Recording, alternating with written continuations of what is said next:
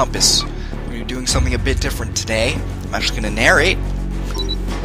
Basically, what I'm going to try and do is develop a Type U-Flak 1 in this game, which cannot be named, simply because I'm too lazy to level 1 myself. The only German crew I have is on my storage account, and granted, I do have 3 BO resets on that account due to some infernal, terrible idea of an event award, which I cannot use. But since I'm a little credit short right now, I'm not able to level crew, I'm not able to buy Slayer 6's awesome engineer, so I'm just going to design one from scratch to simulate the experience. So basically, we all know it's German sub, so we're just going to use a German hull with a German sail. Very simple. Place right there. And as we all know, it's got torpedoes and flak guns. So our primary weapon is going to be a torpedo with no guided capabilities.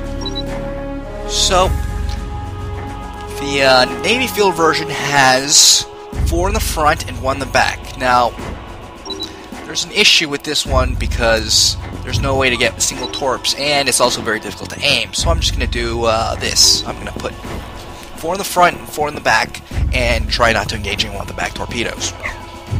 I'm also going to put in some engines. Since I don't have Slayer 6's engineers, but I wish I did, I might as well just pretend I do. Let's assume there's no speed cap for now. So, 2 nuclear reactors should be the equivalent of Slayer 6's engineers. And we're also going to need some turbines, or motors. So, 2 motors, and we go 64.6 knots, which is the speed cap in this game, without systems. Anyways, we got all the torpedoes, and we also need to put on some standard machine gun AAW. So, from my knowledge, I know that it had 2 20mm quads. So we're going to put 1 in the front, 1 in the back, and call it AAW. We also know that it has, in at least NavyField, flak guns. So, let's see what we can get. There's only 2 types of guns available, but as you can see, the reload time is 10, which in this game is not quite very fast. So, if you play the game, it looks like there's at least a what you would call a 40mm quad Bofors type gun, as in the UK type. So anyways, in order to properly compensate for that, we are going to have to implement 4 guns in the front and 2 in the back to properly make it seem like there's 2 double-barrel machine guns firing. So let me copy that. So basically, it'll be like 2 double-barrel machine guns in the front and the back, and that's basically our ship setup. We got what I would call 2 machine gun mounts in the front, 2 machine gun mounts in the back. Actually, let me see if I can change this up a bit to make it a bit more, what do you call it, paired. So this will basically simulate a full 360-degree firing arc. I wish I could move the sails elsewhere, but not a lot of space for that because the guns are so freaking big. Anyways, we got that. We're going to have to put on some systems. Obviously, let's say we have a sonar man, so sonar beta, and obviously since we have no carriers to scout for us, radar beta. We're also going to have some sort of reload system, since we have some seriously awesome gunners, so they'll give us a 40% reload boost.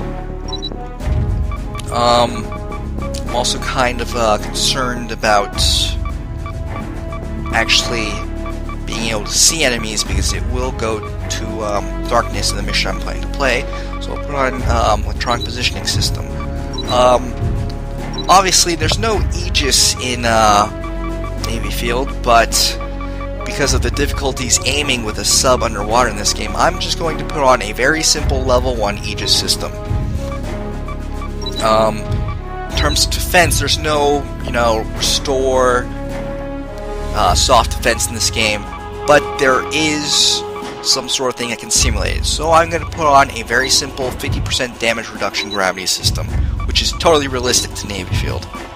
Also, I'm going to cut my speed by 30% to give myself a bit of extra HP.